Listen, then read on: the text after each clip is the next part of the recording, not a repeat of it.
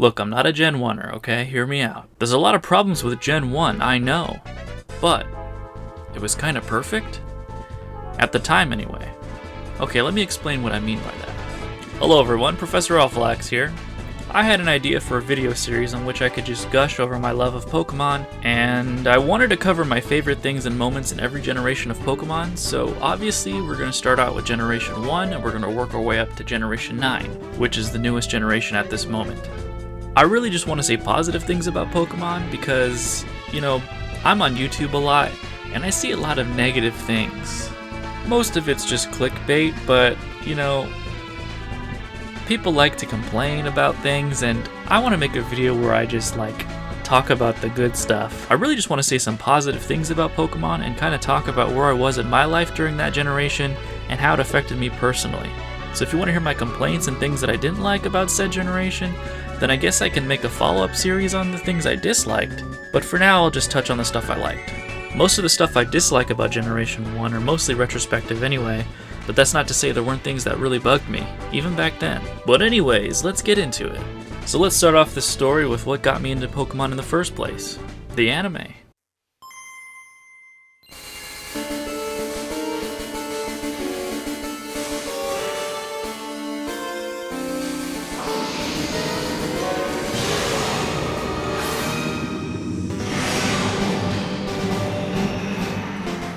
The year was 1999, and I was 6 years old. My parents and I were on a trip for summer vacation. I think we went to SeaWorld, so we were in a hotel room in San Diego. Now, I had heard kids talking about Pokemon at school, but I didn't really understand what they were saying. I was intrigued, but the words Gyarados and Lickitung don't really mean much to a kid without the context. Also, I didn't watch Kids WB, so I wasn't exposed to it. I mostly watched Nickelodeon shows at the time, so I didn't really see the appeal just yet. But it all changed that day in that hotel, because that's the day I watched Pokemon for the first time. So I did what all 6-year-olds do when they get bored. I flipped the channels trying to find some cartoons. And because it was a hotel room, the TV only had basic cable. Which I realize some of you watching this may not know what that means. But basically, it only had the first 13 channels or so. ABC, NBC, Fox, etc. So that means no Nickelodeon, no Disney Channel. So as I was flipping through, I turned to Channel 5 and there it was. Episode 23 of the Pokemon anime, The Tower of Terror. And honestly, thinking back, it's pretty amazing how the episode just hooked me immediately. I was just amazed by it. In this episode, Ash and Pikachu literally get crushed and become ghosts. I had no idea why Ash and Pikachu were here in this ghost tower, but all I knew is that they were flying around with ghost-type Pokemon, and after they had flew around and had their fun, they returned to their bodies, and then Ash recruited Haunter. What a weird episode to get started with, but okay, now I know the main character. And his goal is to catch these different Pokemon. That guy with him, that's Pikachu. I don't know why he only says his name over and over again. That's kind of weird, but for some reason, he can understand Ash, and Ash seems to understand him.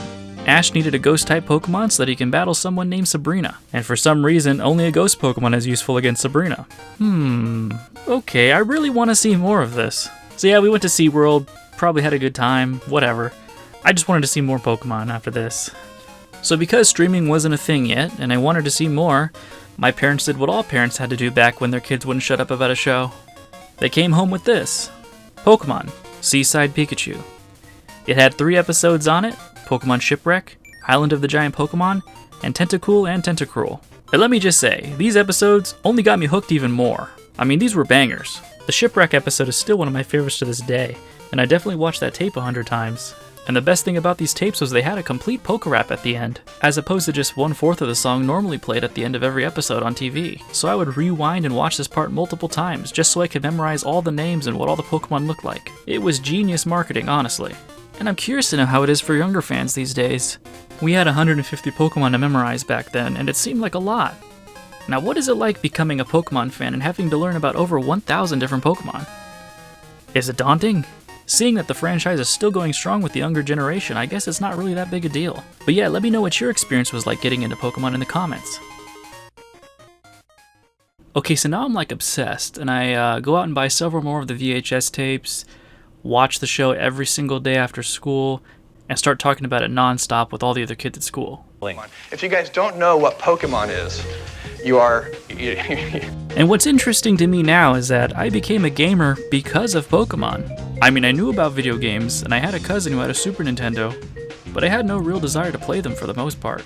Before Pokemon, I actually liked playing in the backyard with actual toys. But Pokemon changed that. By my 7th birthday, I had a Nintendo 64 with Pokemon Snap, and a Game Boy Color with Pokemon Yellow and Pokemon Pinball. I literally couldn't put the games down. When Pokemon Stadium came out, I bought it day one. Same thing with Pokemon Puzzle League and Hey You Pikachu. Oh, and I also bought Super Smash Bros. Solely because it had Pikachu in it, and seeing him in that iconic commercial getting thrown around by Donkey Kong sold it for me. The Smash Bros. Series ended up becoming my favorite fighting game, and I became curious and started playing all the other Nintendo franchises as well, and it's all thanks to Pikachu. But let me talk about my love for the main series games, because that has been my strongest interest in the franchise ever since I played Pokemon Yellow for the first time. The copy I bought of Pokemon Yellow was actually a used copy, so when I played it for the first time, I actually played on a file that was already beaten. I didn't know though, so I think for the first few days I just walked around and caught multiples of the same Pokemon. Yeah, I really didn't know what I was doing. I could barely read or comprehend most of the words in the game. And I'm pretty sure I had a Zapdos in my party because I specifically remember a kid at my daycare asking me how the hell I had a legendary if I just started. I eventually learned how to do a new game, and then I slowly learned how to play the game properly. Of course, I would have to ask a lot of other kids what to do when I got stuck, as a lot of other kids had already played the game at that point. I was a little late to the party, but what I loved about Gen 1 at the time was the absolute childlike wonder of it all. There was nothing I could compare it to at the time, and because it was my first RPG, everything was a new concept. Leveling, the types, the moves, status conditions, taking damage as you walk if you have a poison Pokemon in your party, evolution, trading, evolution by trading, badges, having to buy Pokeballs, healing items, the PC and having to change the boxes, the Safari Zone, the music, that little bump noise your guy makes when he walks into a wall, Team Rocket, gambling in the game corner, legendaries, me not being able to catch a legendary without putting it to sleep, HM moves, me not really knowing how Flash works, so going through the rock tunnel my first time in complete darkness, not understanding why I couldn't get past the Ghost Marowak, getting the Pokeflute to wake up Snorlax, getting a fishing rod so you can catch certain Pokemon that you can only catch that way, realizing that the old rod only spawns Magikarp. Like, it took me so long to figure all this stuff out. I know most of these concepts weren't new, and JRPGs existed before Pokemon, but this was one of the first video games I've ever played, so everything was brand new to me. There was no YouTube walkthroughs at the time, I just had to grind and grind. Also, I was kind of a newbie kid who just leveled my starter. My Pikachu was like level 80 by the end of the game. I mainly just used him. I think I had a Dugtrio that was pretty useful, but it was just me and Pikachu, which is great because it made me feel just like Ash from the show. I eventually bought Red and Blue because, well, I just had to have every single game. The good thing about playing Red and Blue, though, for me was by the time I had those games, I had unlocked the Dodrio Tower in Pokemon Stadium, so I was able to play my Pokemon games at triple speed, which made playing them just that much more addicting. Did anybody else experience this? It kind of became a problem for me because this quickly became my favorite way to play the Gen 1 Pokemon games. And then when I had to take them on the road and play them on my Game Boy again, well, they just felt slow. They weren't unplayable, but I had learned that I would rather sit in front of a TV and play them if I could, because it made the game easier to grind. And you may be wondering, what about the trading card game? Well, honestly, I didn't really get into Pokemon cards that much. I did buy quite a few of them, but I have still never learned to play to this day. Hey guys! Get out of here, you don't know how to play. Sometimes I buy packs because I like the art, and I think they're neat. I do have some memories of the card game though. I remember my first holo that I got was an Aerodactyl, and of course I got scammed out of it by an older kid. He said he would give me 100 Pokemon cards for it, and me not having that many, agreed to trade. I didn't realize he was just giving me 100 commons. I was just happy that I had more cards. But I can see why they quickly banned them at my school because they were becoming a huge distraction to the kids.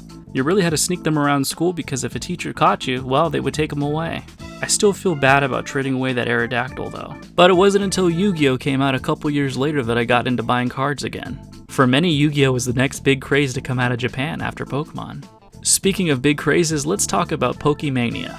A big highlight of the first generation for me was just how popular Pokemon was, and how pretty much everybody my age was talking about it, getting hyped about the first movie that was coming to theaters. I already talked about my theater going experience in that video I released, Pokemon Released a Generation Early, which is my most popular video, so if you already watched it, well, thank you so much. I appreciate you guys for watching my videos and listening to me ramble, so I guess this is the part of the video where I ask you to subscribe and like the video. Thanks. But to go back to what I was saying, the movies, those were awesome. Seeing the first two movies in a packed theater with other Pokemon fans was just freaking epic. And of course, because this was the first generation of Pokemon, I don't think many of us knew there would be a second generation. Unless you were older and had the internet and knew about Gold and Silver's existence. For many of us, it was a crazy event every time a new Pokemon was revealed that wasn't a part of the original 151. And because it was the first generation, the legendary Pokemon were iconic. There were only 4 that you can catch in the game, as Mew was basically unobtainable. Because there was only 4, it truly made them feel like gods. Which is pretty hilarious now because we literally have a god Pokemon that makes all of these guys look weak in comparison. And going back to Mew, we didn't know it was unobtainable per se, we just didn't know how to find him. That's where the many playground rumors come into play. Many people thought Mew was underneath a truck. This truck was located to the northeast of the SS Anne, which is the cruise liner in this game. Supposedly, I mean, you couldn't even see the truck, so how did people know it was there? But once you leave the SS Anne after getting the HM cut, you can never come back to that part of the map. And since it was impossible to have the HM surf at that point in the game, most people had gotten off the ship and never returned. But if you received the HM from the captain and then fainted while still on the ship, then the cutscene for leaving the ship would never play. And you'd be able to return to that area later on and surf, and oh my god, the truck is actually there.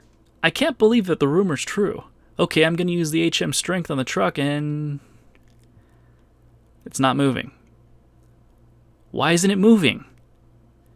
Okay, well that was a big waste of time. I remember one of my friends saying that you can actually get Yoshi in the game, and then it evolved from Licky Tongue by doing a very specific thing that involved Missing No. I think it was easy for kids to believe stuff like that because 1, kids are gullible, and 2, Missing No was actually real.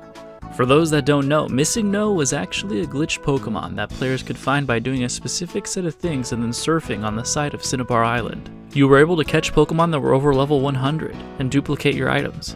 In Pokemon Red, I specifically remember doing this to level my Blastoise to level 100.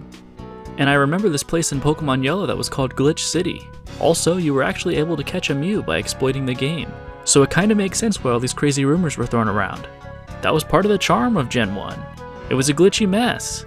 Not that other generations are without their glitches, but no glitch is as iconic as Missing No. But now I have another perspective as an adult who experienced the re-release of these Pokemon games on the 3DS Virtual Console. And I got to go back and play them all again. And do I still love them as much as I did back then? I mean, they're alright. I mean, honestly, it's just hard not to compare them to the newer games, or even Gen 3.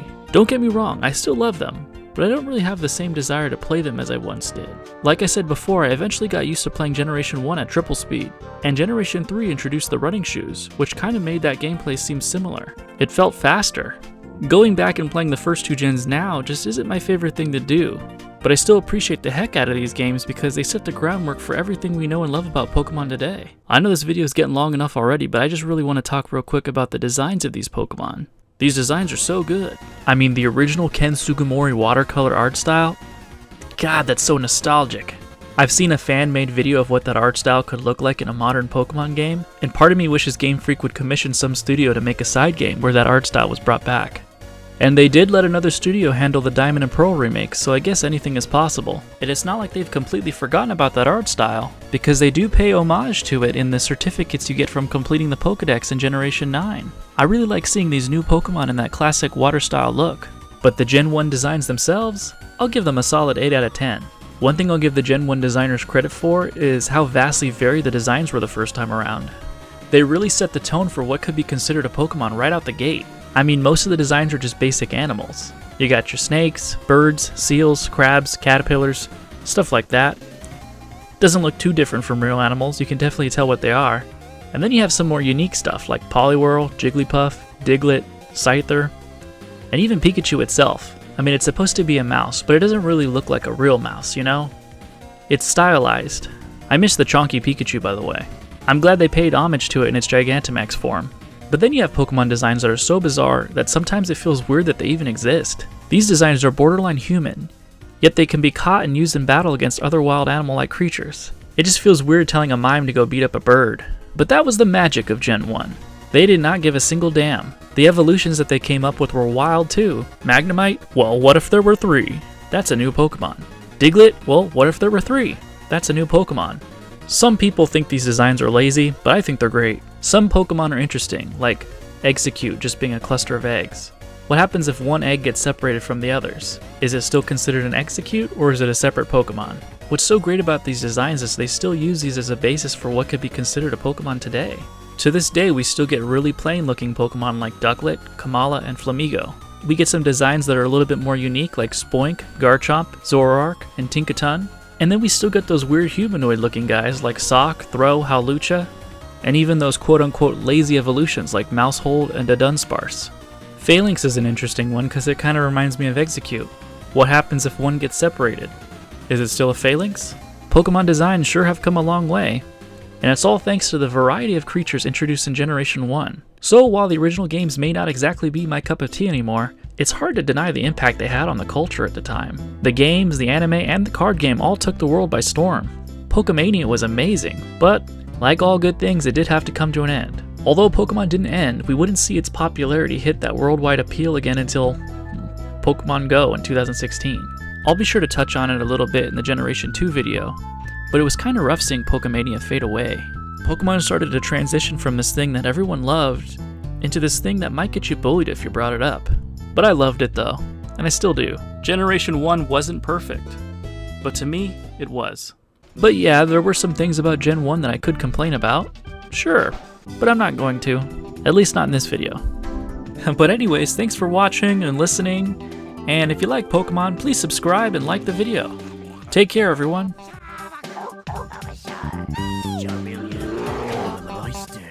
Go, go.